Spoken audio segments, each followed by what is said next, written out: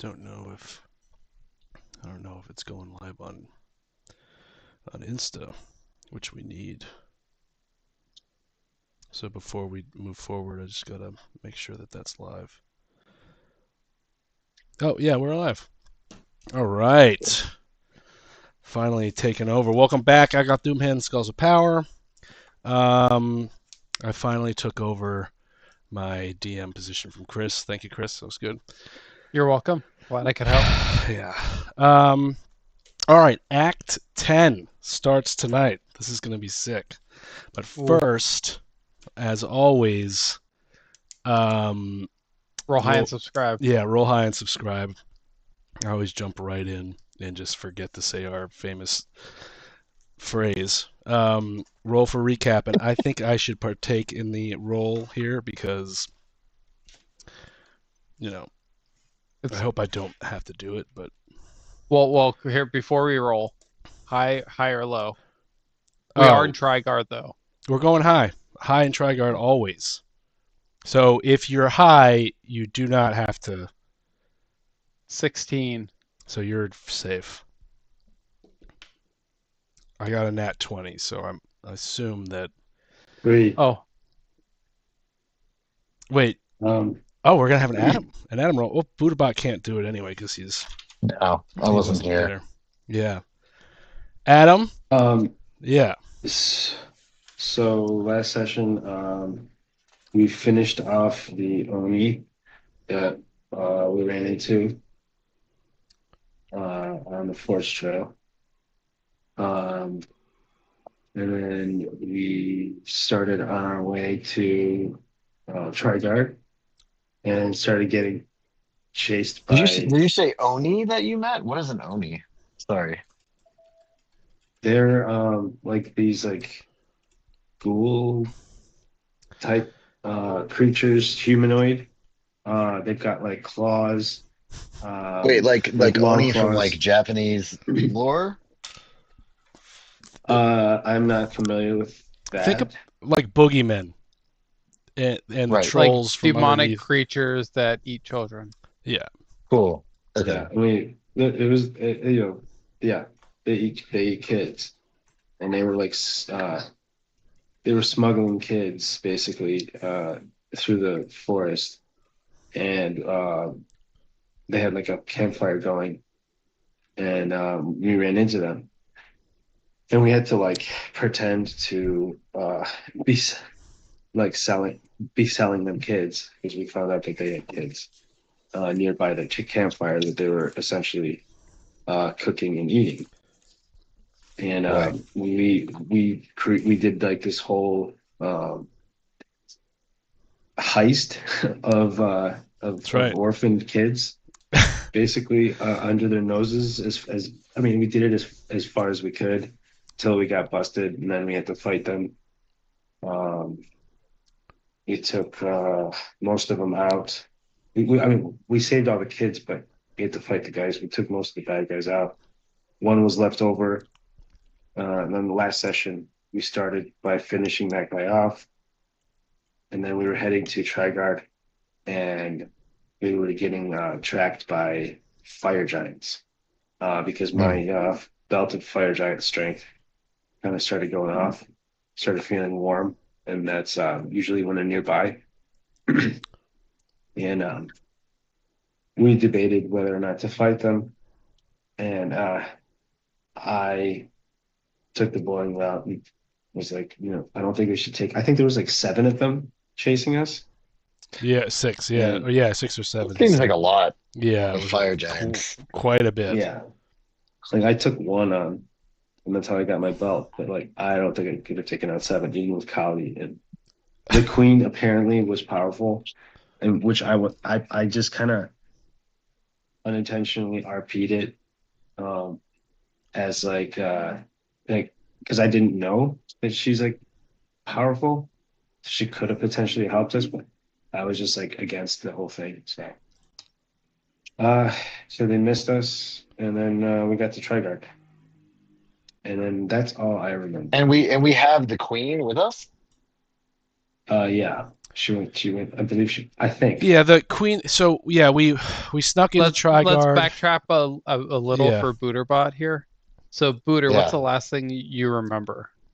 Well, I don't remember anything, but what I have written Do you down remember fighting the is, werewolves oh yeah, no, we killed all the werewolves, then we found Sophie and the queen? and the queen, Yeah, we and we basically like freed them ish.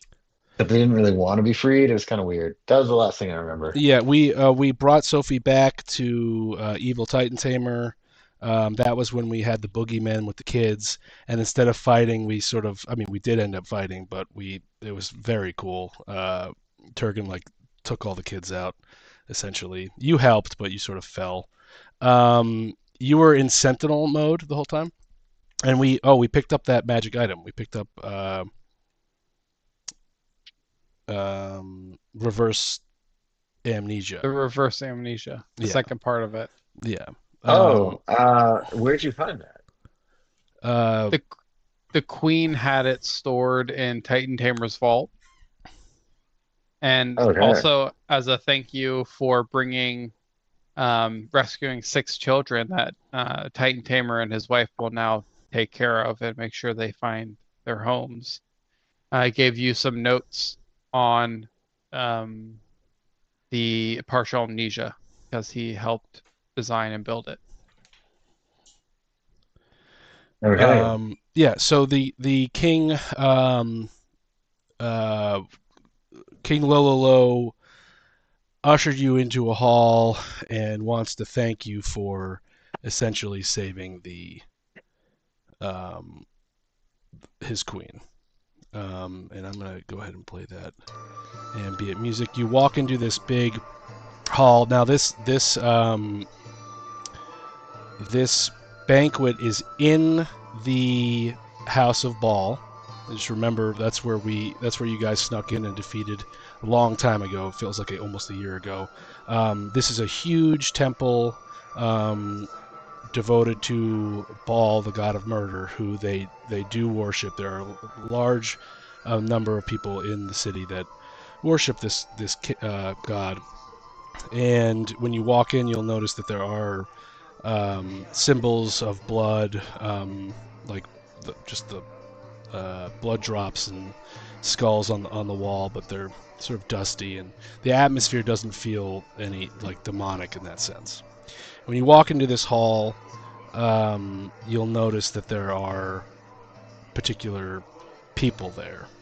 I don't know if you guys will know some of them. We'll have to do insight checks and whatnot.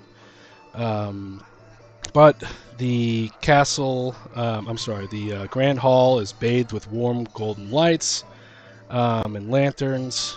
They are a little bit, and Lololo is going to be talking to you, but he speaks in Arnold voice, so all you're going to really hear is like, come on, in here, but he speaks in this like ancient dialect that no one can understand. So he has an interpreter with him, but the interpreter also doesn't know what he's saying because he can't understand him. So he's carrying around a magical instrument that sort of enunciates what Lololo is trying to say, and I'm just going to roll to see how accurate. Okay, so 19, it's going to be pretty accurate. So you walk in, he says, please enjoy this feast. Look around, I've invited the important members of the Trigard. Not everyone could join, but I'm happy to introduce you to a few of them. But you might want to mingle amongst the group. Dinner's about to start, and I'm going to go make sure it's all prepared. And it'll begin shortly. And he's going to sort of walk away and leave you guys in a group. And that's where we'll begin the session. So as you guys are in in a circle. Essentially, he's left you, and as you look around the room, you'll notice for your passive perceptions, you can pretty much see everyone. There's a dwarf who Booterbot, give me a insight check, I believe, is what we'll be using to see if you can remember. Insight check? And if I get any of these rolls wrong, Chris, please interrupt me and correct me. Do you think it should be? It could be Huh? Do you think it should be history? History to see if he remembers who. It doesn't really matter. Yeah, you can do history. Okay. Let me just. I'm reloading the page because it was bugging out. This music is great, Adam. It's pretty good. I rolled a 14. All right, so this guy looks awfully similar to the call box operator, known as Herget Copperbelly, and he is talking to this old dwarf smithsman. Around the room, you see a pixie. Seems to be dressed in almost like turquoise and blue coloring. There's a creature, I'm not 100% sure. Stag, you might have run across a merman, but this creature looks like he belongs to the water. Passive wise, you probably can determine that from the gills on his neck and the webbed feet that he belongs to some sort of water. There are a couple women down here chatting in the corner of the room, and one of them is dressed in black. The other one has a large hat on that is flat at the top. And everyone seems to be jolly and talking. The table is full of alcohol, and it's set for 12. And there are a couple, and I'll just recreate and clone these guys. There are a couple ball robed or ball themed servants in the room as well that seem to be catering to the individuals. Just as you look at these guys, one's going to come over and say, "Good evening, welcome to the banquet.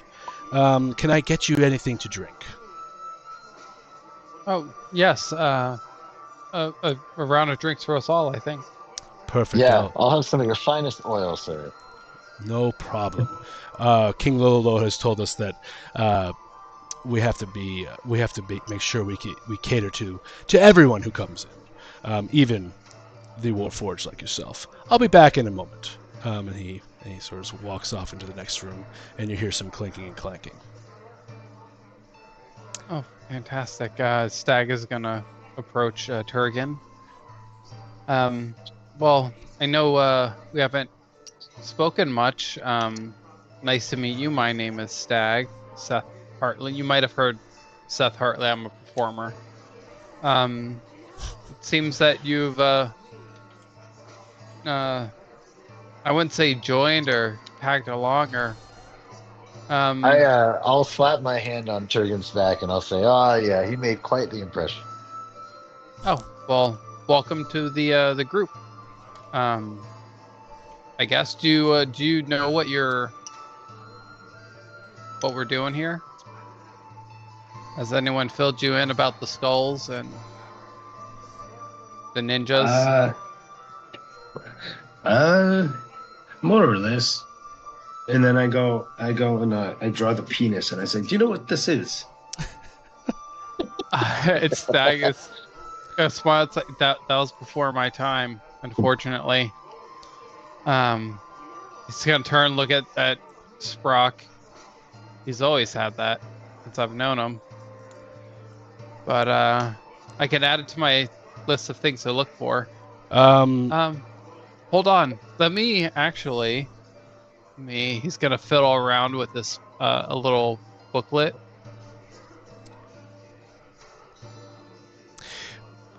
We're gonna have to split playing playing Sprock, so I'll take care of Sprock for the time being. But when the game starts, I'll have to.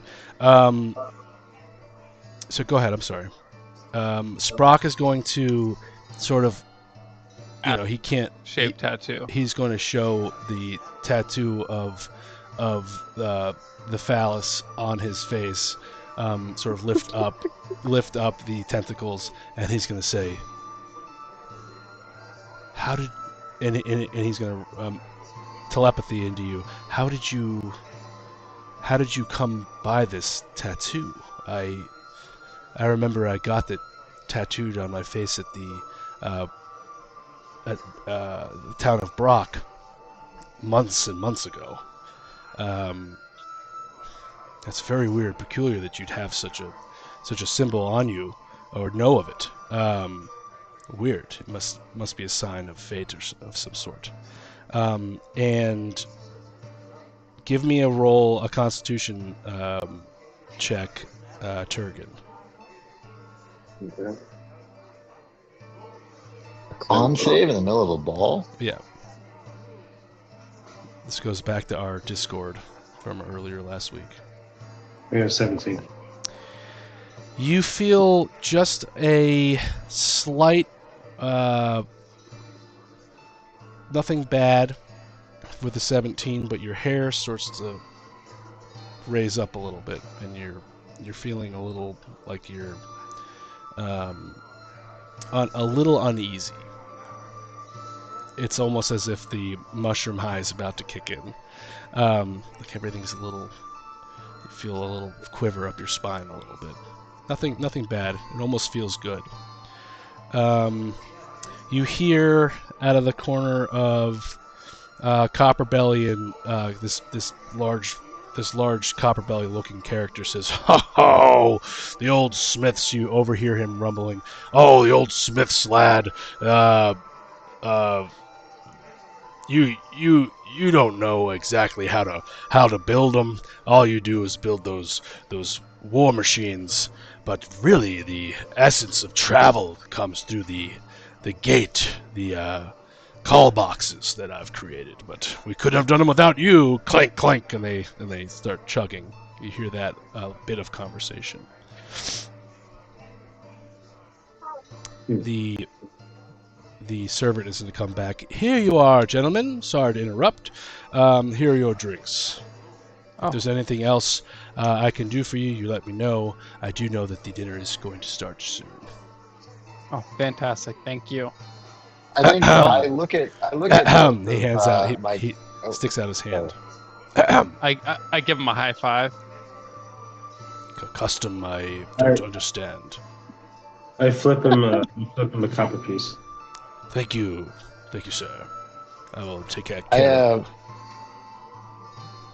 I look at Stag and I say, "Is there any reason we'd want to talk to the toll booth guy?" I mean, there was that hidden door, the one that went to the sky, Mm-hmm. But and we did get him drunk. Is that the same guy? we did, that but he's talked not. to? He's not drunk yet. We should wait till after the dinner, and Then we he should might approach him when remember he's you. more That's drunk. right. He might remember Right. you. I remember that. But it might be worth. It sounds like they make Warforges. It might be worth talking to the person he's talking to. Sure. How are the upgrades working out? How are they holding on? I mean, seems fine. Oh, good. Good. Can't complain. Good to see. Yeah, Oh. I mean, I got covered in fucking bird shit, but other than that, pretty good. You did what? Oh, I'm gonna have to hear this story, and I'm gonna have to turn it into a song that the bards all across this land will sing for ages. I don't know if I want to be in that song, but what I'll tell you is that our good friend Kali, the one who you left, you didn't really get to spend much time with. At one point, we snuck into a Blavinier estate in a blanket covered in bird shit because we were afraid of the owlbears. It was quite a sight, really, and a smell, I'm sure. Luckily, I could turn off my olfactory senses, so it wasn't so bad for me. I'm glad I stayed here in the library. You're gonna hear the women in the females in the corner of the room. They're gonna look like they're arguing, and they're gonna say, "No, it's not flat. It's round, preposterous." You can't really make out who's saying that, but those words come shouting out at you. And all you overhear the word ships and sea from the conversation with the merman, and just at that moment, Lolo is going to come in, and you're going to hear a big bang, boom, boom, and then a horn is going to be blown by one of the servants. The esteemed High King Lolo welcomes you. Please be quiet, and the music is going to fade off, and you're going to hear this. He's going to be speaking in a language you don't understand, and he's going to say, "Let me tell you something. Strength doesn't come from what..." You don't understand what he's saying, though. "Strength doesn't come from whining. Your struggles develop your strength. When you do hardships and you decide not to surrender, that's the strength. Don't you understand that, you idiot? Come on. Go out there and work your butt off. Be relentless. Because that's what champions are made of, just like our friends. Here's to you. Here's to you guys. Welcome to the comfort zone. Let's have some fun." So like you hear that weird speech, and like it's spoken in like something, and the interpreter is going to come out and say he's going to put the magic equipment on the table, and you're going to hear his words flow, and it's going to say, "Welcome to our dinner, to honor the heroes." And he's going to say, "He bids you welcome." Great. How to speech. So we're about to get a bunch of attention, but the good news is we'll be able to talk to all these people after this. I, King Lololo,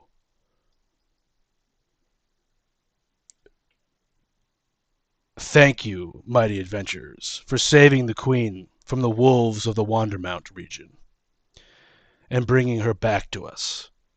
The tides of fate once more turn in our favor, for we have heroes amongst us. Raise your cups and toast these heroes, and let's feast as if our hearts desired, or something like that. And Here. Sharpen your Hear, blades. hear. It's going to be a feast.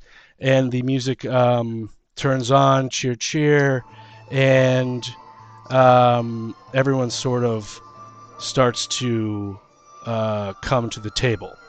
Now there are going to be I didn't put chairs down. There are 12 seats. Lolo is going to be sitting at the top next to, as you guys walk over, I will describe them to you. Lolo is sitting next to, where is he? So you guys know who King Lolo is. There's a eccentric alchemist, biologist, doctor sitting next to King Lolo. He's got wild black hair and tiny goggles that are turned up. He has a teacup that's full of what looks like to be wine. You can't really, yet the table doesn't seem to have a lot of wine on it. And his coat has a ridiculous amount of pockets. It's got like, I don't know, more than you can count. And his coat also seems to be covered in that red wine. The Stag is gonna sit next to that doctor. Okay. The two women come over, dressed in black. One is an elderly lady with a flat head and a flat hat. She doesn't want to take it off, it looks like. She has blue and white robes, and she carries a silver disc that feels that it continuously spins, and a book with a flat Earth on it. And next to her is a white-haired, black-dressed human. It's the first human I've had in a while. And her hair is stormy cloud-colored. Her eyes are deceiving. There's glimpses of white in them, but from all you can tell, they are predominantly black. And she has a chain around her neck and a white flower on her vest. And she's going to sit. They're going to sit next to in the corner next to Stag, and there's one seat in between them. Copperbelly and the old Smith are going to come over and sit one chair down. So there's a seat in between the two women. There's a seat next to a woman and the old Smith, and then there is what looks like, who would know out of you guys? Sprock is going to telepathically tell you, ooh, that looks like that sea pixie. That looks like a sea pixie from before. I don't know if that's a mermaid or a merman, but that seems to be, this is what you hear in his mind, telepathically. And they are going to come over and sit in the middle of this table. So there are 4 seats left open. Stag has taken... No, I'm sorry, there's 3 seats left open. Stag has decided to sit next to Lololo and the doctor and next to the Flat Earth lady. And you guys pick where you guys want to sit. And I guess Sprock will sit wherever the last one is.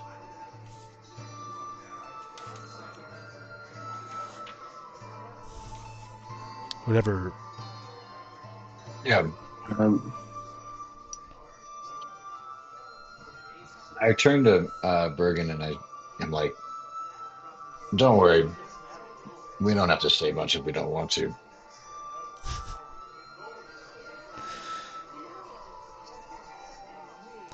So, the old man is going to look at you. The old Smith is going to say, "Oh, is that a Warforge?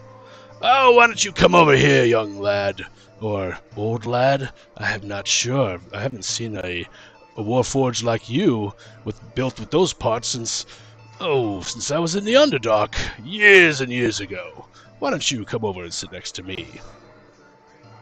Sure. I feel like I can't turn down the request. Who invited me, by the way? Sorry, just like the old Smith that's sitting next to Copperbelly. And there's 2 seats left. I guess Stag is going to come over and sit next to Copperbelly, or Sprock, I mean, is going to sit next to Copperbelly, and the Merfolk leaving Turgan to sit next to King Lololo, who's also a dwarf. I guess that makes sense. And the Pixie. And the feast is going to start. So servants come out, and they're bringing meats and wine and anything you want to stuff your face. Seems like it's jolly. And we're going to start this, and I'm going to try to do something different. And I will start with Turgan. So let me just... Actually, why don't you guys roll initiative? Okay. Oh boy. Hey. A 2. I am totally unprepared for when an this has 8. to happen. I got a 12. All right, so Turgan's at the 12. And Chris, what'd you get? An 8. Booterbot got a 2. Sprock is going to get. And someone is going to have to play for Sprock. Sprock got a 4. And Chris got an 8. All right, Turgan. You are sitting next to Lolo and the Sea Pixie. And you're going to hear. Wait, is there a merman and a sea pixie? Yes, and they are communicating and having a lively conversation. And the Sea Pixie is going to turn to you and say, "Good day, hero. What is your name?" Turgan. Hello, Turgan. My name is Glimitalia, but you can call me Glim. Glim Bubblewish. I'm a sea pixie from the Unvegan Seas, and this here is my good friend Sir Finric. Sir Finric Stormquill. And he's sort of a proud merman, and he says, and I guess speaking in a masculine presence, and it doesn't say much, but you can sort of jive with that, since I would imagine that you speak less words and more man than the majority of the folk here. And Glim is gonna turn to Findrick, and he says, "I'm gonna tell ye, Finric, if King Piplo thinks he can just swim into the Kraken Den and nab the Soul Chewer's thimble, he's nuttier than a kelp crunch cookie." Finric is gonna return. You're overhearing this conversation. Finric is gonna turn and say, "It's not just any thimble, Glim. That cursed relic can stitch a soul back into the living, but it was pulled from the demon realm of thread and flame. It thumbs when near death. It hums when near death. You know what that means." Glim looks at you, Turgan, and he says, "It hums? You believe this thing? You believe that? It hums?"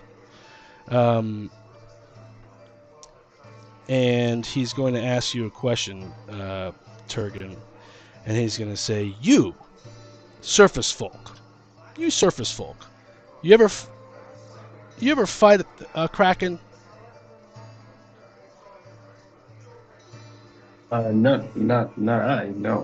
Well, Acropopula just passed away, and he's left this void and riches in the Unvegan Sea, and that's what this is about. The King Piplo is searching for these mysterious items. And Fenric leans over to you, the merman, and he's going to say, "Turgan, would you dive into the deep? If need be, you're a hero." Yeah, if I had to. What's in it for me? Well, and now we're gonna cut over to. Well, let me tell you a story, Turgan. And we're going to cut over to Chris, number 8. And Chris, you are sitting next to King Lolo and this weird doctor. And this weird and King Lolo's magical item is sitting right next to in between him, so you can hear King Lolo's going to be saying, like, "Stick around, come on, I'm right here, you idiot, lift heavier weights." But it's going to come out in a language, and this eccentric alchemist is going to be sitting there. He's going to say, "You see, the first cell to turn," he's going to look at you like you're already involved in the conversation. "You see, the first cell to turn, what we call the necrofix node, activates when the soul's connection weakens. if we could shrink a team of heroes, insert them via nano carriage, and eliminate the node before it multiplies, we might reverse the zombification in the early stages, putting the threat of zombie sieges out of Trigard for good. Well, how quick do you think we need to catch him for that to work? Well, it depends. We don't know how to measure the soul leaving the body. That's the question. But there is a time when the virus takes hold and the soul is fighting to stay. It's not just a walking zombie, just not quite yet. I would say about a day, maybe two. Is that node active before the soul goes? The necrofix node is the first cell in the body to turn. And that thing essentially spreads. Is it the same place every person? King Lololo's statue says "Wicked." He's like God, and you hear the statue say "Wicked." Have you done trials? What was your question, Chris? Was it the same place every time that turns? No. Okay. No. We've not tested just yet. We're testing on goats. But the implications are vast. Imagine fighting from within. We'd have to shrink you down to microscopic levels. But that is something that's in high priority here. That sounds exciting. Give me a investigation check, Chris. Investigation, not great. Oh, that's not a D20. A natural 20 for a 21. You notice that his robes are saturated in blood. He's clearly come directly from the office in this one. Have you, and as he's thinking this, have you cleaned up before you came here? No, I've just come straight from the office. It's hard. Will I barely sleep. prestidigitation him clean. Oh, that's nice. Thank you. Do what I can. Well, you're a worthy hero. I'm sure you can do better. You're a doctor and you know the body. Maybe you could help me with this. And he'll pull out, if you guys gave Stag the booklet on the partial amnesia. Mm-hmm. He'll open it up and see here this device. It's supposed to enter the skull somewhere here. I can't quite understand. Does this make sense to you? You understand what's going on here? I haven't seen notes like this since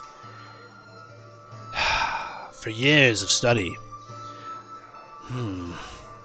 Let me tell you a story about that. Now we're going to cut over to Sprock. Sprock is sitting there next to... we'll just leave Sprock. Let's cut over to Booterbot. Booterbot, you are sitting next to Copperbelly and the Smith. And Hedrit Copperbelly is going to say, "Dimly, here's to you, ha ha." And Dimly's going to take a sip.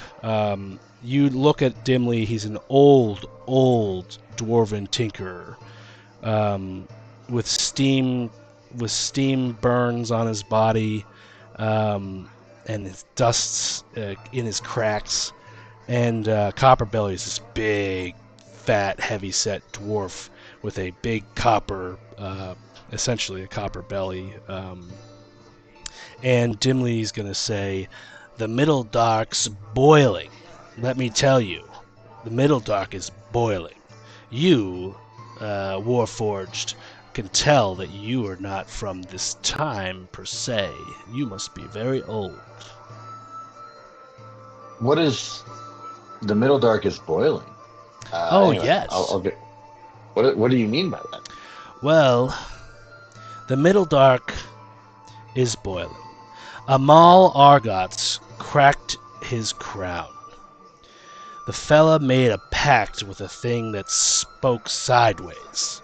In some cave deep, deep down, beyond, further down, lower than the Underdark, than the Middle Dark, a place known as the Underdark, or the Lower Dark rather, where reality seems to warp. Now he's mining thought and metal and twisting space like it's some sort of sourdough just churning. He burps. Copperbelly interrupts him. He says, "Meanwhile, the true King Moses gathers rebels like mushrooms after rain. Says he's trying to save the slaves, being eaten, exploded, folded into golems, transcribed into books. They deserve better, these slaves." Dimly's gonna say, "Well, I miss the old days when we just flipped a coin. Ha ha! Flipped a coin and decided the fate of the Mind Flayer colonies. Vessel versus Srezel. Flat versus round. The giant coin of truth still stands in Striad. To give praise to the debate. One flip to rule them all, they said." Copperbelly is going to say, "Ha ha, you old chap. You're so old and wise. I'll drink to you." And he's going to drink and belch. And he says he's going to ask, and Dimly's going to ask you a question. Booter, he's going to say you. You ever passed through the Starlit Ribs? I know you're in. No. You're from What are the the Upper Starlit Dark Ribs? with those. I know you're from the Upper Dark with those. The Starlit Ribs are a tunnel. You must know. Booterbot, this is a question that is going to offer you as a player the ability to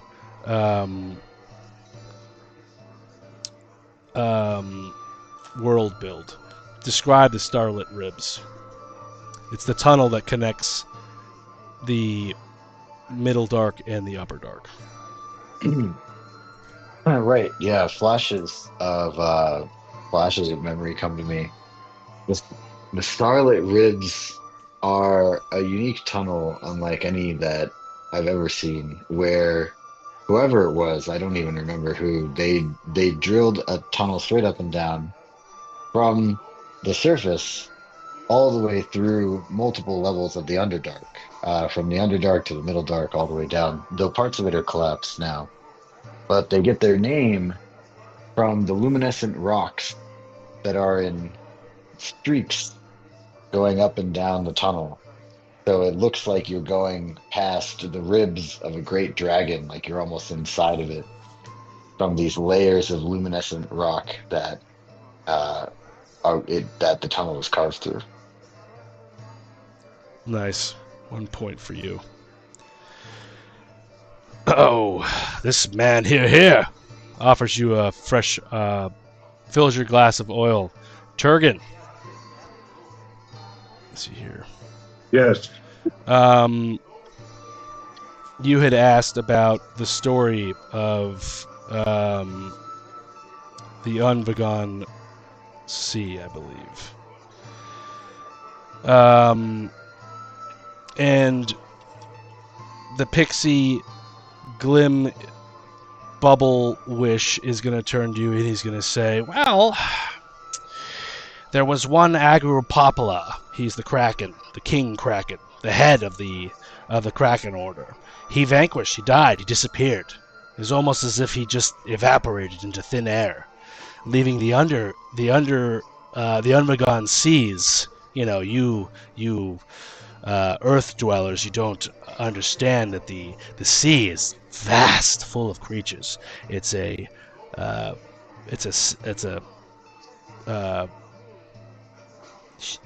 enormous wealth and power under the sea. We control all the trades, essentially, though for good, some for bad. But there's a sort of a vacuum down under right now. King Piplo doesn't quite know what to do. We just want to get a hold of the powerful items in Agaropopolo's cave, where we just know that he has them. See, a Kraken thinks that they're the most powerful beings in the world, but they essentially view themselves as gods, and the only thing that they want is more power. And so they just went around collecting these magical items. So as far as we know, those items are there waiting for us.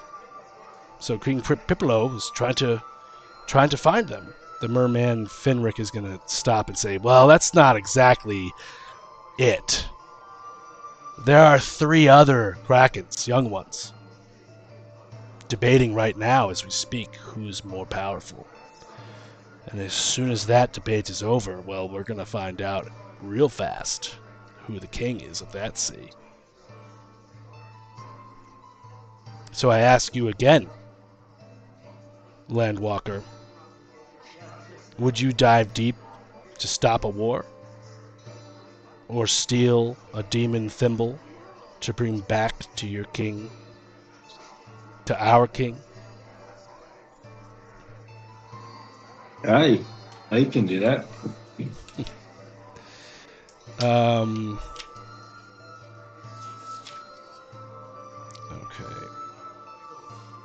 And you guys can stop me at any point if this is getting boring or not. We're gonna cut over to Chris. I'm gonna go just one round over. Stag, you're also sitting next to the women, of course. Stag and Booterbot. You guys are going to hear this conversation between the two women sitting there, and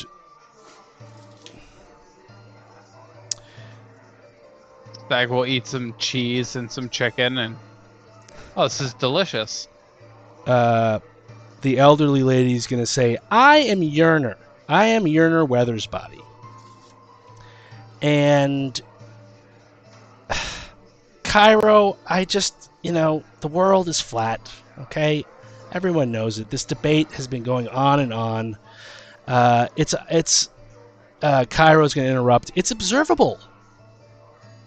The tides curve. The storms wrap. The storms wrap. No one's going to know this better than the weather lady like myself. I've even seen it from the edge of Terek, the port town where I'm from. The world is round, Yerner interrupts, and I felt the edge, child.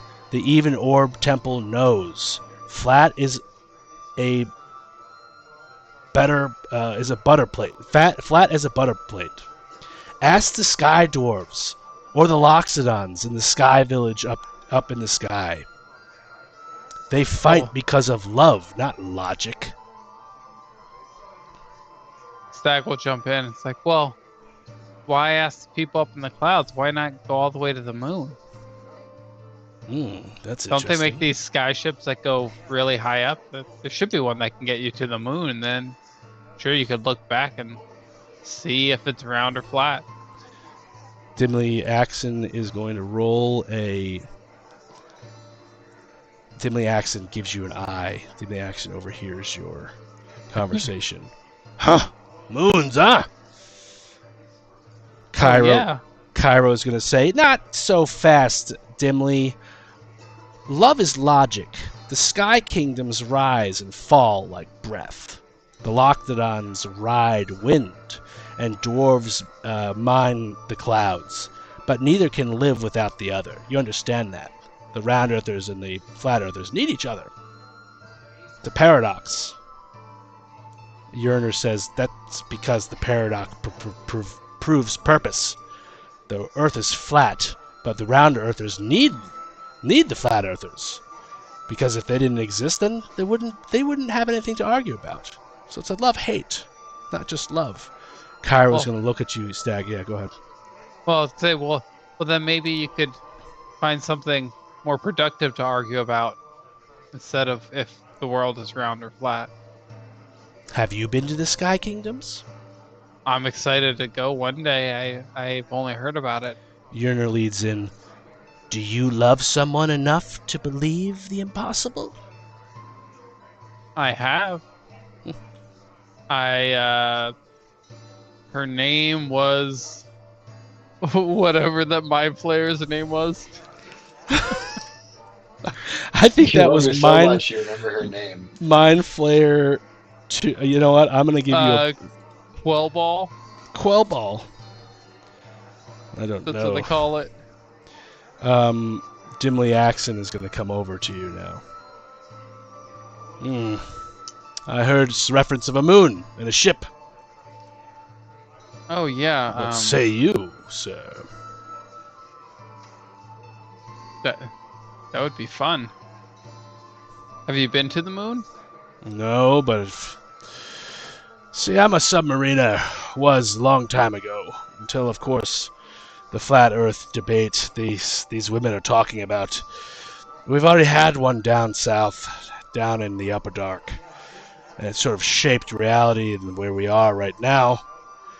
But the debate still unfolds in these sky islands, the Sky Kingdoms. There's a How do couple you get up ways. there? There's a couple ways you can find the staircase that climbs. It seems to move every now and then. A staircase? Yes, of course. The Wandering Staircase. It has a mystical name. I don't really know it. And it also has a guard. It does show itself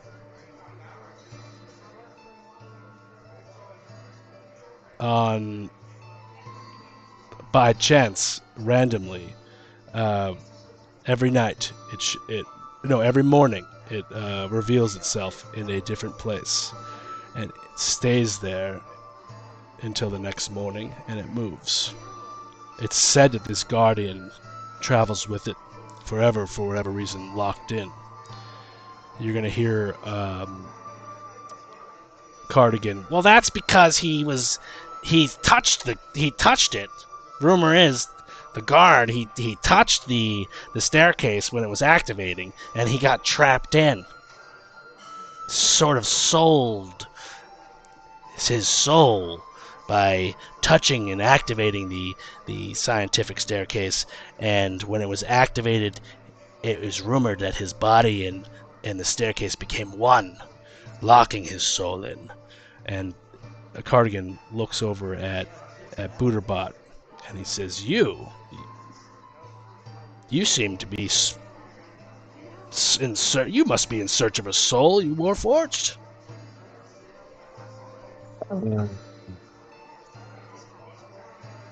Why, I never thought about that. I always assumed I had one. Interesting. It's weird. Turgan, give me a Constitution save now. Another one. You feel uneasy now. You feel like something is not going well. Not you've had your some food. 23. You don't get ill, but you have a flash, and you rolled in our Discord 2. You look down, and at 23, you're going to be able to hide this from people. Your veins are shining white, and you have everything starts to blink a little bit. You have a white fuzz, and it fades in and out, and you come to, you're fine with a Constitution save that high, but your veins are slightly lighter than, whiter rather, than they have been. And it doesn't seem like the whiteness of your veins is going away. Glim Bubblewish is going to roll a 4, not noticing anything. You okay? I was just talking to you about Angropopula, and it doesn't seem that you were paying attention. Is everything okay with you?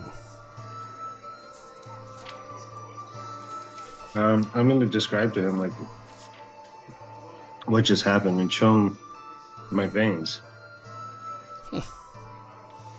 That's crazy. You know why they're white like this? I do not. Yeah, I don't feel so good. Interesting.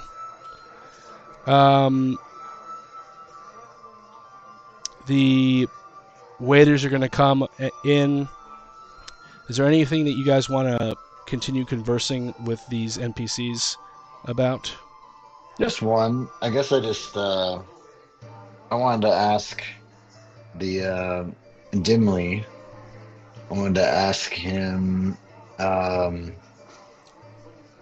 so I turn to Dimly and I say, well, you must know that I'm an older model. I'm curious. I've been to the shop in town, but you know, what upgrades would you recommend for an old warforged like me to get up to spec with the newer models?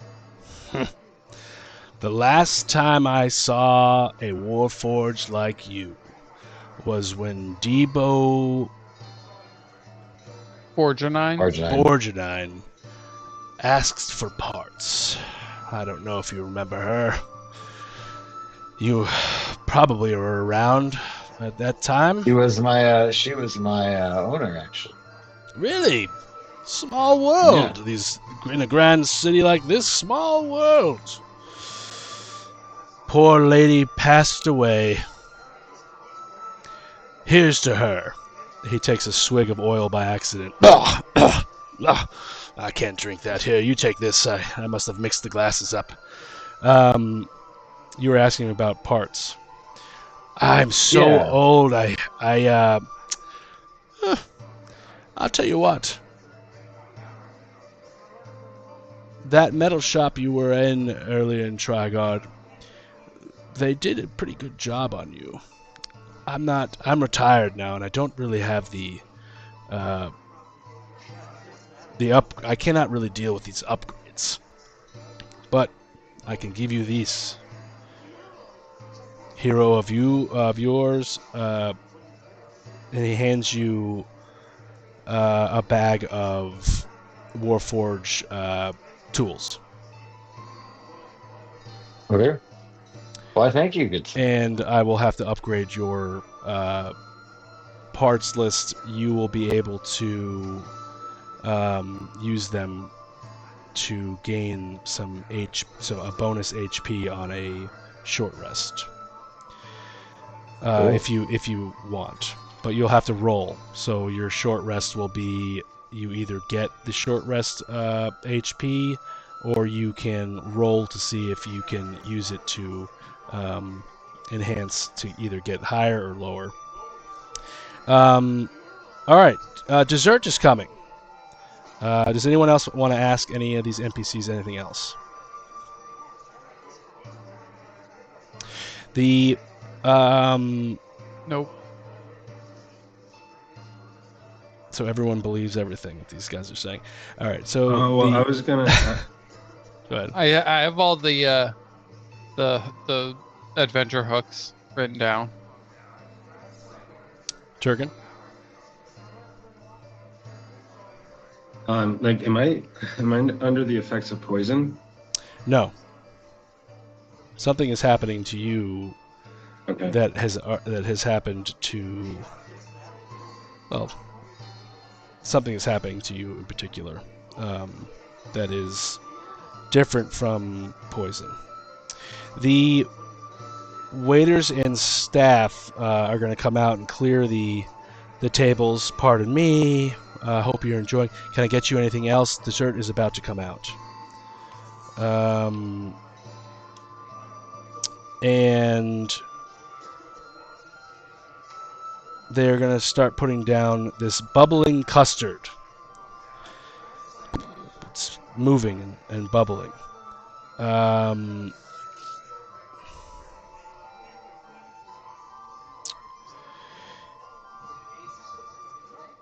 Let's see here. the pixie's going to look down. You, Turgan, it is. What does this taste like to you? Scoops it into his mouth. Sort of weird taste. This is a world-building moment for you, Turgan. You're going to bite into it, and you're going to taste and describe anything you want from a region. Have at it. So I'm going to be familiar with this. You are going to... Yeah, let's see where it goes. Let's see how this goes. Okay. I'm going to take a bite of it, and it's just going to be tastes exactly like an uncle makes it back home with like specific milk from a specific animal. I guess maybe like sheep's milk or something. And it's like a sweet vanilla custard with like made from like the vanilla grown on, I don't know, some one of the wandering mountains. The waiter is going to overhear you. Oh, good taste buds. But this isn't actually milk. I know the custard that you are referring to. This is made from sheep's milk, similar, but this is actually from the Death Valley sheep milk. Same, something with the elevation of the sheep in the mountains. This was flown in from the dark black mountain. And vanilla, yes, that was taken from the roots right up in the mountain region of the Wandermount Heights. It's hard to go up there, I'm sure you know. And he taps you. But yes, the sheep's, for some reason, the custard on the sheep's at high levels come from the milk. But yes, right on. Good taste. Good taste buds for you. So now you know that there are sheep in the Black Mountain. I had to throw in a game hook for the Black Mountain. The Pixie's gonna say, I heard rumors about the Black Mountain being guarded by the Black Dragon, but no one's ever come back to tell a story. Just rumors. And as the desserts are being eaten, does anyone else want to have a converse before we play the next sort of? Stag will go to low. So, how is the defense of the city going? How's your fight going against these zombies? And the little statue is going to say, "I would love to, first off, just to honestly to be there listening to Arnold Schwarzenegger growl." But the statue is going to say, "The cleanup has been the worst part, but it's going to take more than a zombie siege to destroy this city. Something tells me that that dark wizard was after something else. He came and all of a sudden it stopped." Well, we know he's after the skulls, so I'm sure he's after the other ones, and I think we know where a few of them are. Turgan, give me a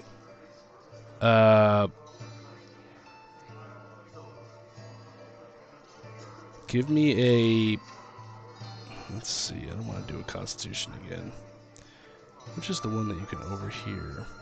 Give me a Perception? Yeah, give me a perception check. Straight up.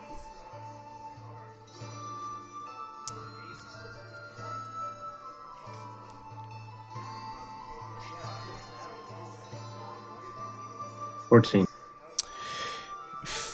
You hear this conversation with the skulls, and Lolo's going to say, "Oh, those skulls, the ancient myth of the skulls. Known, there are 6. No one has ever seen them. I've never seen them. Quite powerful." Stag would have shown Lolo his green skull while they were working together on this You have past week. one, I know of. Oh, 2. We had 3. Hmm. But I know we only still have this one. I think. The rumor is that these skulls, very hard to find, obviously. There was one. I just know it's in that dark mountain. I know it. I just have my feeling is that it's there, and he's so powerful and knowledgeable that he just knows it. I know that there's one there. Where in there or how to get there, I just don't. No one's ever come back from that valley and that mountain. See, Well, you're right. We spoke to a prophet in the Underdark before we came and met you here, and they said there was one in the mountains. There's one in the lower dark, and I think those are the only ones outside of the other 3 that we had that we know about. Well, we do know about those 2. the white one, I do. If the black one is evil, wow. Don't you think that the white one would be good? I think. But this is a quest, not for me, obviously. Although it's for me. Yes, of and course. Maybe with this device that we've been able to recover, might shed some more insight once he's holding the little. He's not holding the skull out like an imaginary skull. Once I connect with this thing. Cardigan, my dear scientist Cardigan, overworked, underpaid. Ha ha ha. That's not true entirely, Cardigan, isn't it? I love my job. Cardigan will show you everything he knows about transferring those skulls into your mind, if that's what you have planned. Well, there's a couple methods that we found, and I think with this other one, that might be the safest route, especially with the good doctor's assistant. Turgan is going to have a flash of a white skull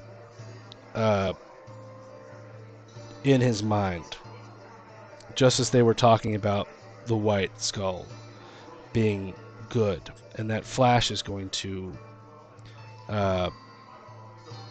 be very obvious. It's a white skull that and his veins are going to light up again.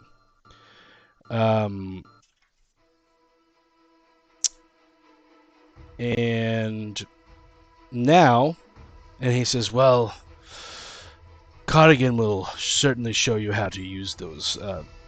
Any tricks that he knows, he'll help you. But as we do always at the end of these banquets, we give toasts.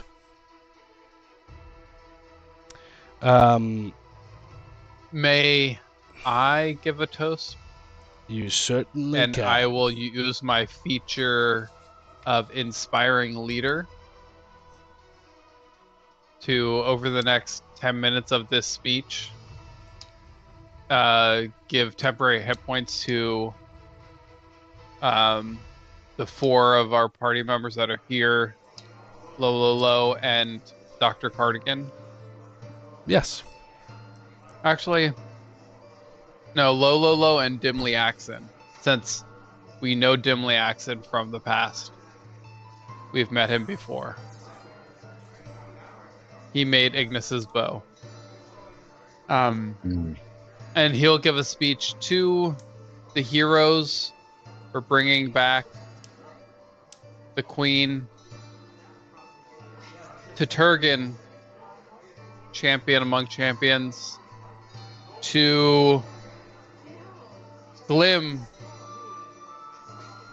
taking the sea wherever you go, to Fimric, to sharing your wise insight and knowledge to us all, to Sprock for your hardships that you've been through and the symbols that you bear from those hardships, Dimly for your dedication to creation,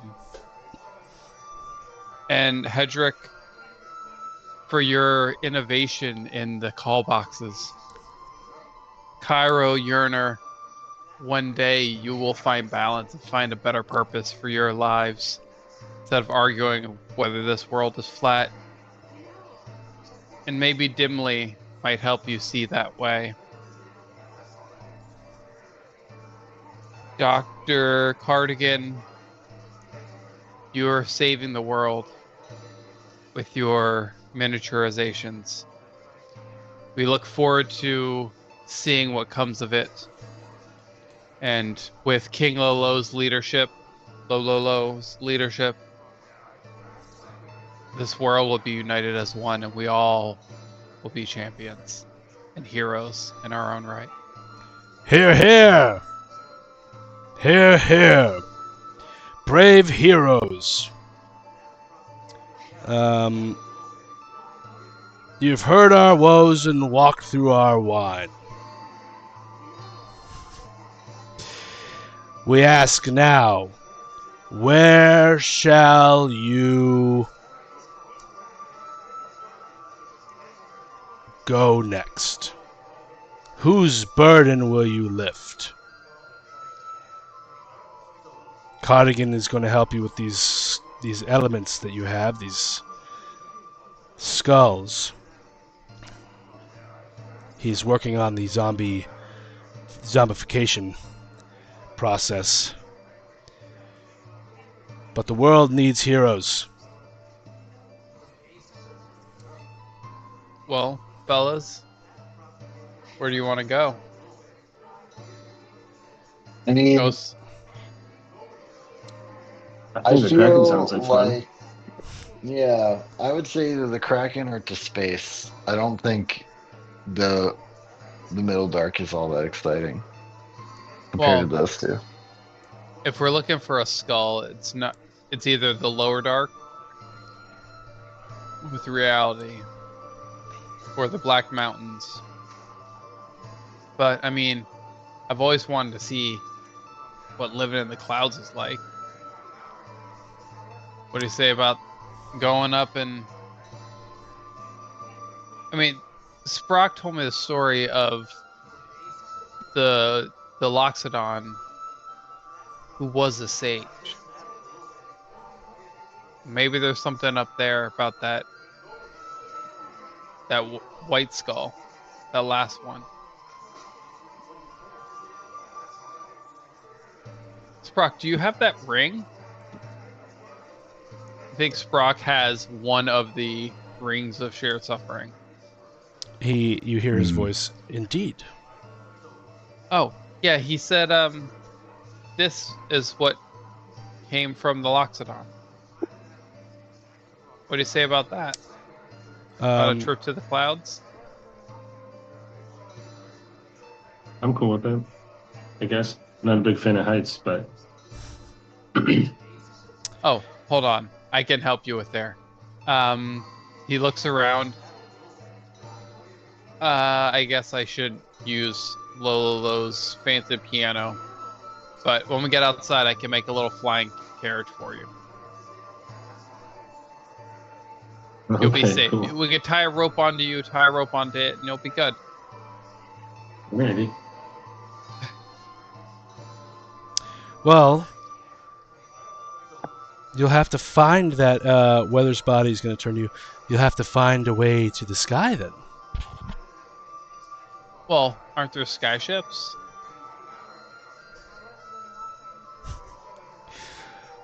Lolo Lolo is going to say, "Of course there are sky ships." There's you have to skyships be- in the greatest city in the world. You have to be careful with the sky ships, though. Oh. Depends on what you want to use them for. It Could just someone like the Give us sea, a ride. just like the sea, there are mysteries out there. There are pirates. There are creatures in the skies. There are those who don't want you to succeed, obviously, and there are others who don't know anything about you. Sailors, pirates, and whatnot. So if you go out in a huge vessel, you might be spotted. If you have a smaller one, you might not be spotted. If you go out as travelers in balloons, might not be the safest bet either, but less conspicuous. Well, what are you prepared to provide us? May we secure a small and stealthy aircraft from you? As a thank you for saving your wife, perhaps. Anything you want, I will provide you with, but I do not want to send you off in something that I know will wreak havoc and cause you harm. Who amongst you knows how to pilot a skyship?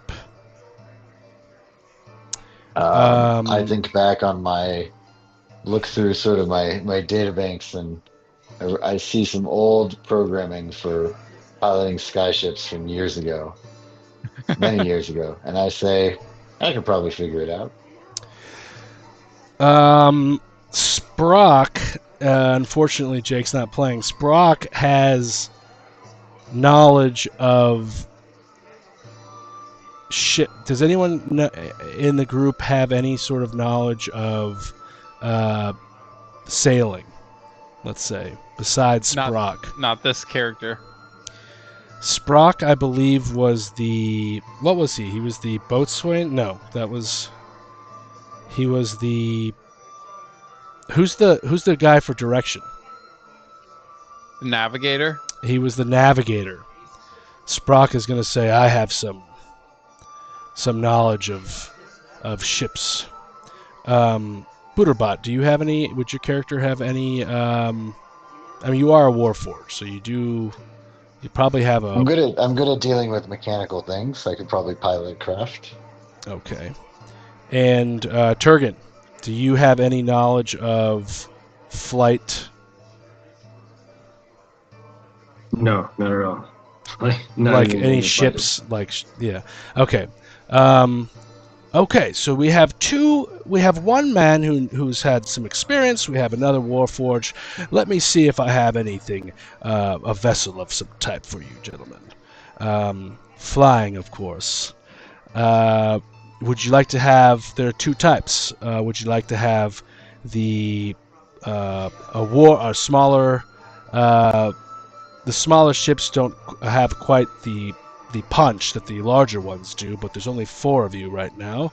I know that your fifth member has gotten sick and what did you say? Left behind in some area.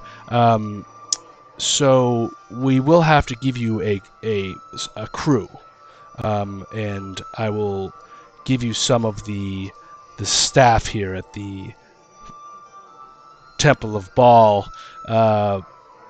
I will give you a couple of them. They're not sailors either, so you'll probably have to tell them what to do and how to pilot the ship. But I think you, with the Warforged at the helm, will probably have the ability to have some success. So I think a medium to small size craft we can certainly give you. I wouldn't want to give you a massive one, but I will tell you this. I will send a massive one with you to the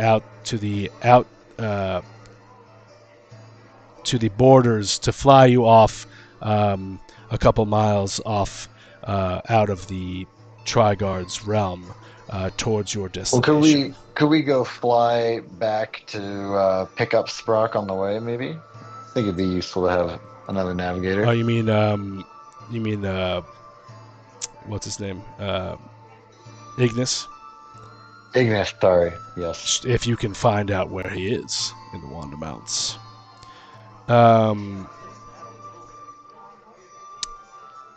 That's, you can do whatever you want. Okay, so Sky Kingdom it is.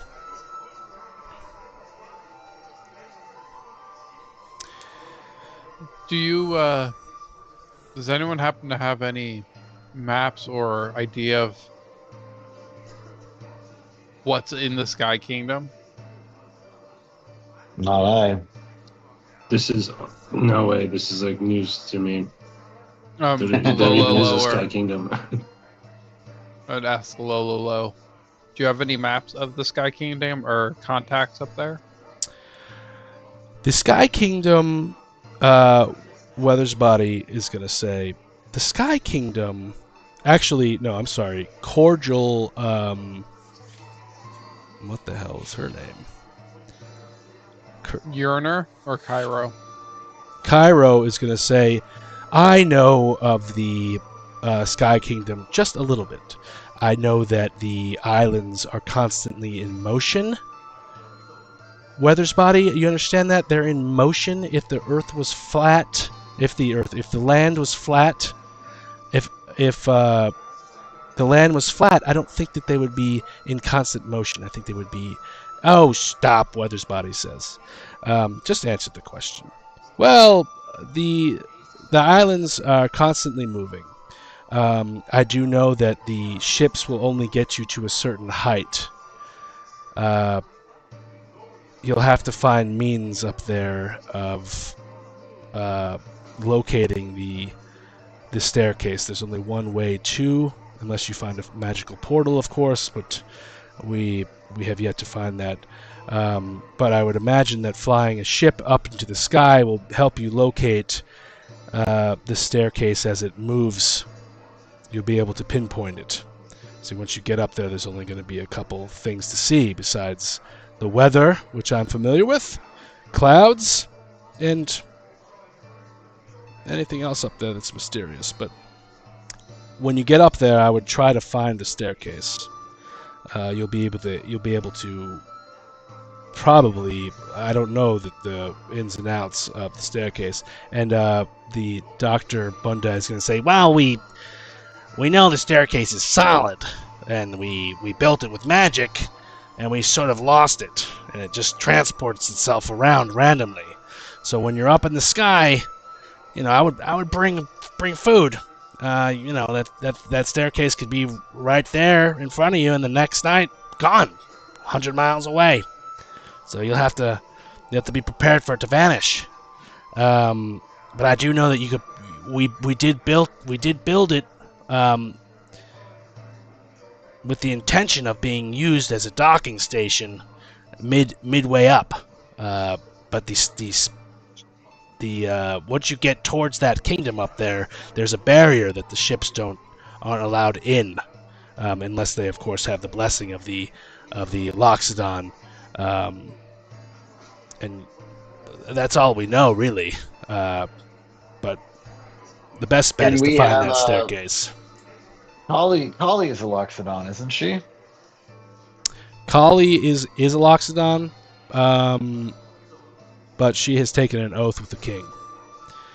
I'm not asking her to leave, but perhaps she could write a letter for us, detailing her adventures and how we work together. Lolo will say, I will ask Kali, and he's going to send a messenger to go get Kali. Kali will be asked if she can write you a letter. That's a cool point for to be used as inspiration for you, Butterbot, because Kali actually has a little lore drop for you in that letter, which will be given to us in a Discord early, probably tomorrow or early next week to keep you guessing. So we don't have a map of the Sky Kingdom, but Copperbelly, my friend, Cardigan says, Copperbelly, I know you know that I know you are a man of call box operation, and you're a man of many doors. Why don't you bring these lads to your call box and show them the way to the sky? And he kind of winks at him. The call box operator is going to take out a key. He's going to say, "Heroes, follow me. King Lololo, thank you for the feast. Is there anything else that you guys want to ask any of these Game Hook NPCs before you go? Because this will be the last time you see some of them." Yeah, I'm trying to remember. There was something I wanted to ask. Blim Bubble Wash, I like your wings. Thank You look you. Thank you. If you, Stag, since you are a have such a good eye, I will tell you this. You'll need to breathe underwater if you ever want to come find us. We're there. Yeah, How do we breathe underwater? I'm afraid of that. And you'll need to have you'll need to battle some rusting issues. The Unbegun Sea is miles deep and forever long. But the kingdom of Unbegun, it offers those earth dwellers a place to breathe, but you just have to get there. He's going to hand you a pouch to be used, and the pouch is going to say to be used at last breath.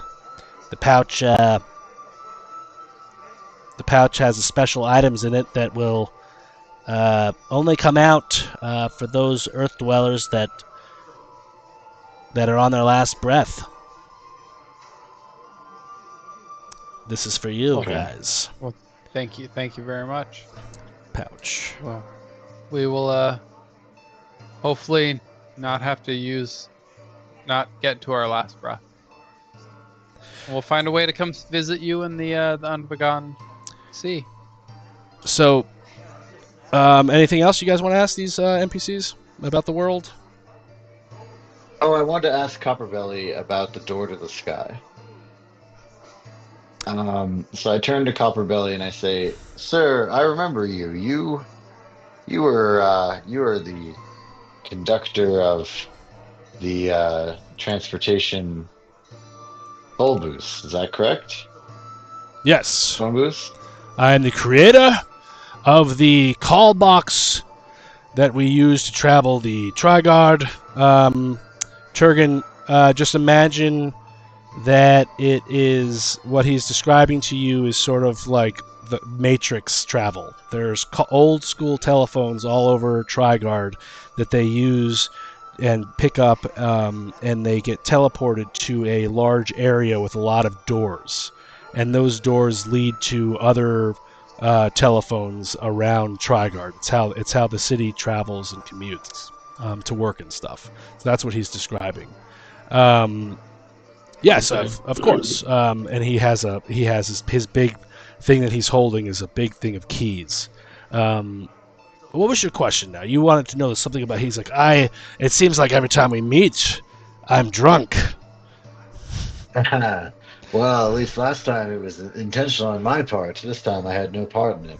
But I must say, sir, I was so intrigued by your room and by your work. You must tell me, where does the door in the ceiling go? The door? No, the door on the floor. Oh, the door on the floor. I thought it was the door in the ceiling. Was it just on the You are on to something. Come with me here. Lads, follow me. King Lololo has instructed me to bring you to that door, and that's just the door that I was supposed to be bringing you to. He's going to take out a key, go over to a table, pick up a. No, I'm sorry. He's going to go over to a table, pick up his belongings, and lead to a door. Siphon through his keys, put a random key in a door. The door is going to shine open, shine bright, and he's going to open. And he's going to say, "Follow me, my lads." And everyone's going to say, "Goodbye. Goodbye."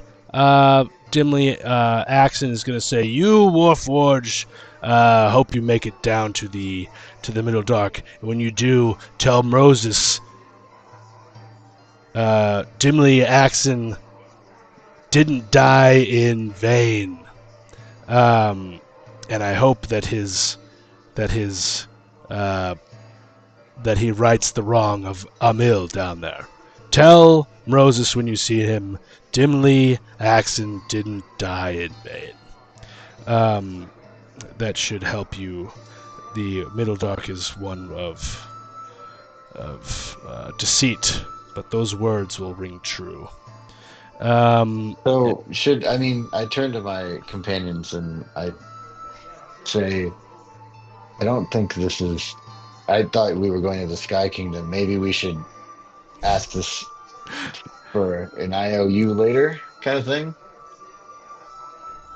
Maybe. Yeah.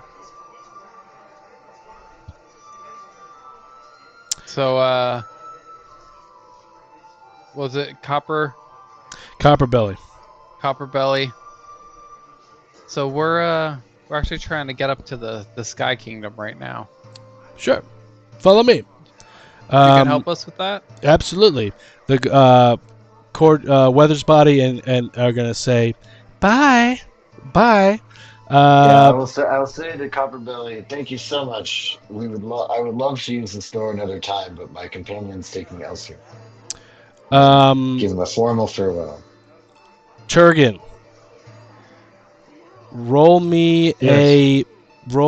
you are going to have another one of these shockingly vivid images of a white skull in your head, and as you awaken out of that, not awaken, as you come to, as you're walking over to join the group next to the shining door that Copperbelly has put a key into, you are going to come awake, and the two women are going to be staring at you.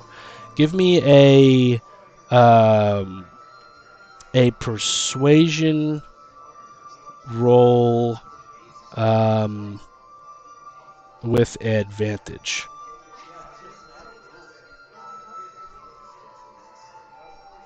And I will tell you what happens.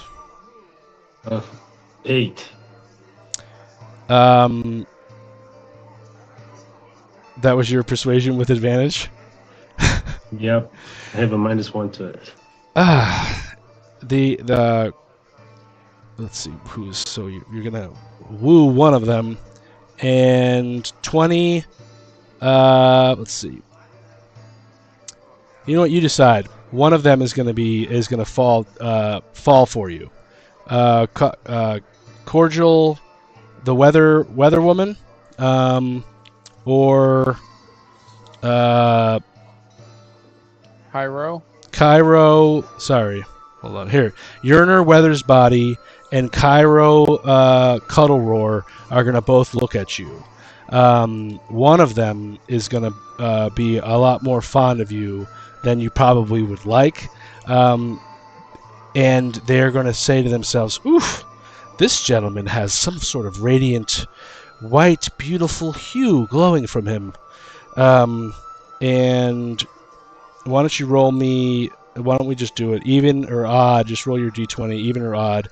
Odd, it's Yerner Weathersbody, or even, it's Cairo Cuddle Roar.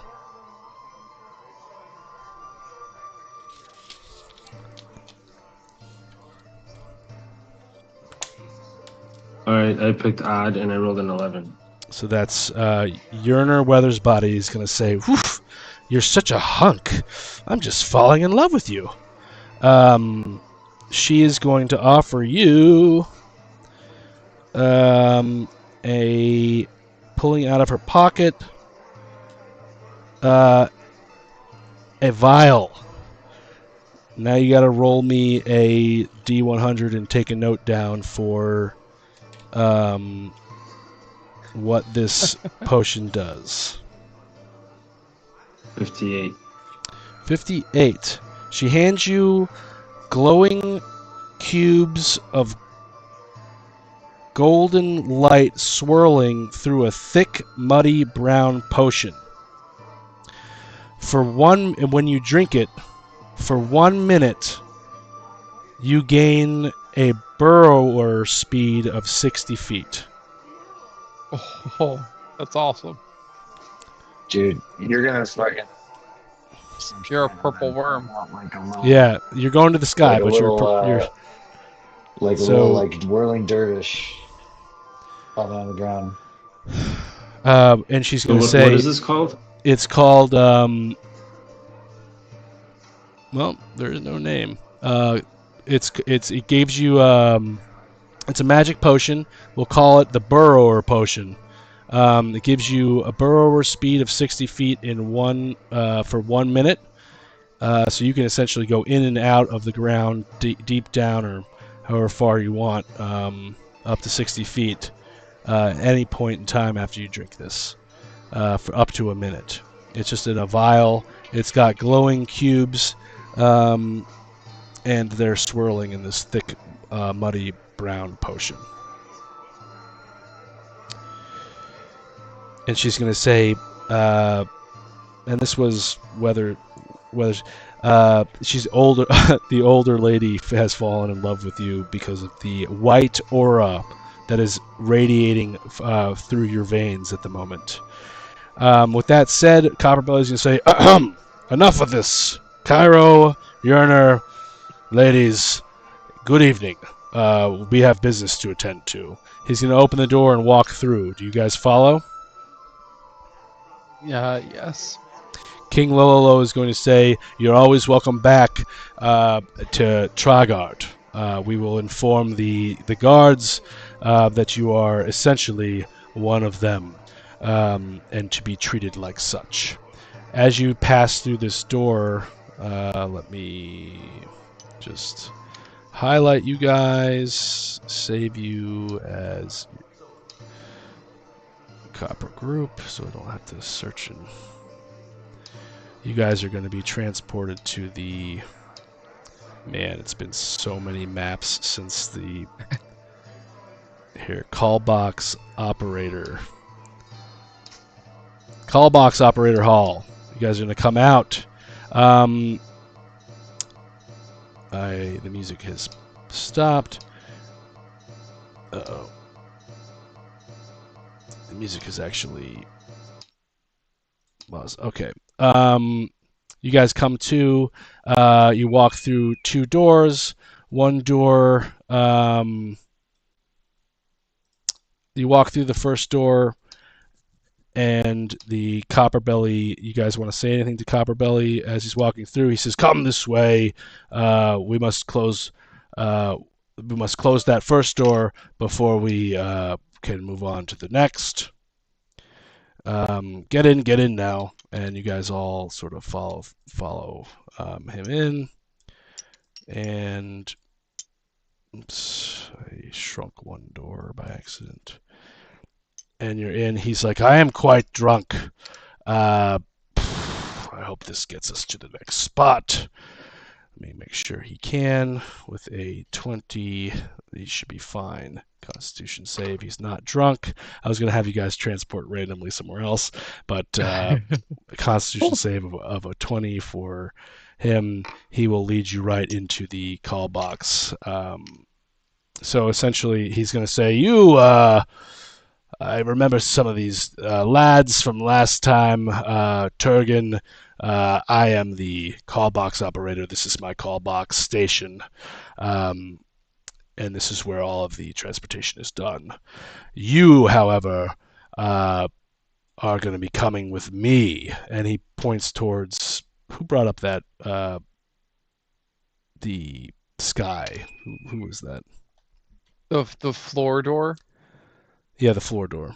That was I think Buddha. Stag did. Oh, Stag. Come this way. The floor door. And you guys have already opened this, by the way. When you open it, and when he goes over and he takes his key out. Now you have to pick your vessel, and you'll be on your way. He puts his key in the ground and opens the door, and a big gust of air blows out from it, and you look down and you see that this door, in the door, you are in the sky already, and located down in there. You remember that? Located down underneath you are a series of ships.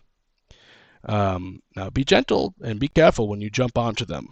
And you'll see that there are going to be a variety of different ships, but this particular one that you wanted was mediocre in size. And let's get your airship. And once I get you Well, I this, thought it was stealthy. it's going to be. Okay. And we'll pick one from one of the workshops.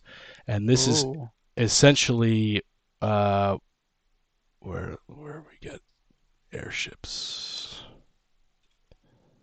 We're going shopping. Yeah, here.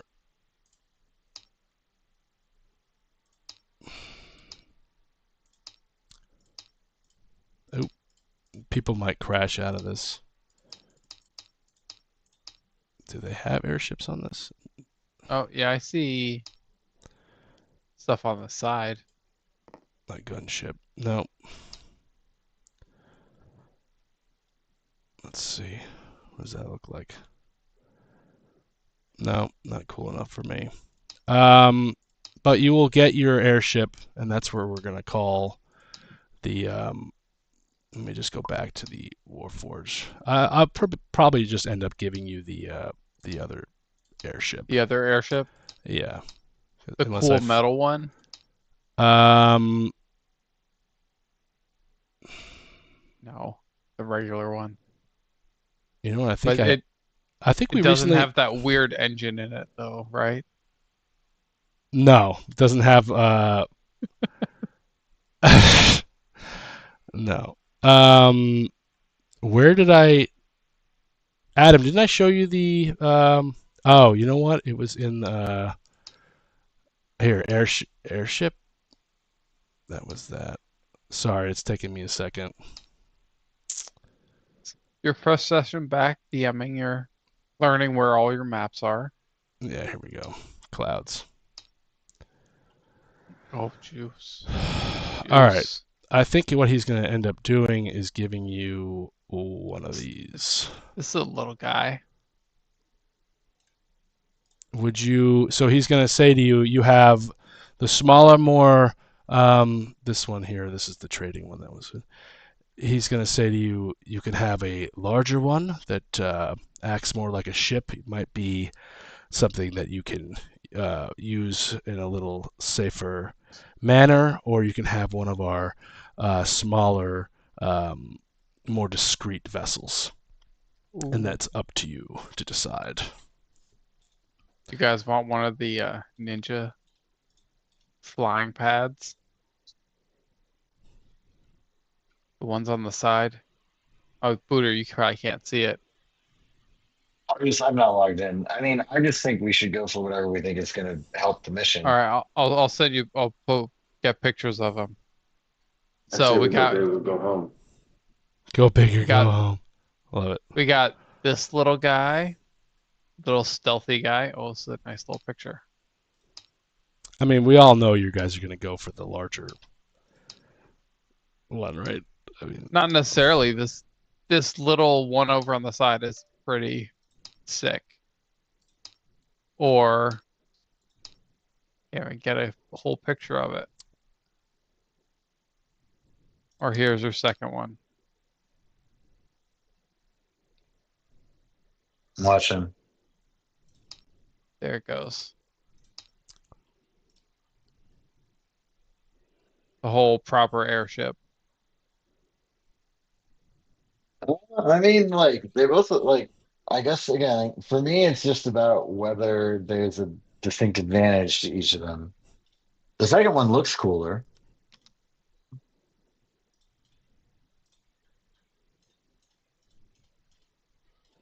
But I'm really happy with either one. Bergen, do you have a strong opinion? I mean, I think like being exposed on those platforms, you know, why not have like this, have a big behemoth that Okay. we could protect ourselves on, you know? We can Yeah, get the that's we can fair. have the big boy. Yeah, I mean, also the big boy is probably more valuable if we ever need to sell this thing. True. Yeah, I mean, And we can have bigger parties on it. That's true. All Could right. fit at right. least like 50, 60 people on Three that bad full boy. three full decks of party. Yeah, we can start collecting people, create an army. Yeah. Well, No. trying to get an image of you guys on this thing before I crash it out. All right, so you guys are on your Oh, yeah, you guys are on your you have been given a sky ship. You are essentially on this ship. Um, the problem is your characters are too big. The Lolo has thanked you for your services. Go big or go home. And he has given you your essentially your airship. On it, there will be a. You'll have some defense. You'll have a big harpoon. You'll have your turrets. There is an engine downstairs. There's room for cooking. In the past, I have given the characters and players a uh, rules, a roll. a role for, and I'm going to repeat that. I thought that was fun. But I will tailor my roles for the ship. So, like, the person who was the boatswain had advantage on, it was his job to make sure the decks were clean and fixing things. So if you were to dock somewhere, you're going to keep those additions. So those will change your numbers as you go, and I'll discuss it in the Discord. But you're going to need a captain. You're going to need a medic. You're going to need someone who's the quartermaster. You're going to need someone for defense. So Someone to swab the poop deck. yeah, and someone just to play music, Chris. Yep. That's me. Just stand on the bow and play my dulcimer. And Copperbell is going to say, now, thank you very much, and here are a couple of the temple monks to assist you. He's given you 4 of them. They will help you clean the decks and when you need them. Just use them just be nice to them, please. They are the call box can only be used by people. Without people, my invention here has no needs. Good luck and Godspeed. You'll have, and you notice when you get on when you drop down onto the ship, there are 2 military ships to each side of the airship that are sort of leading you and waiting for you. As Lolo said, they're going to lead you out of the city area. And that is where we are going to end for this evening. All right. Nice. Roll high and subscribe. And join us on the Discord. Be part of the story.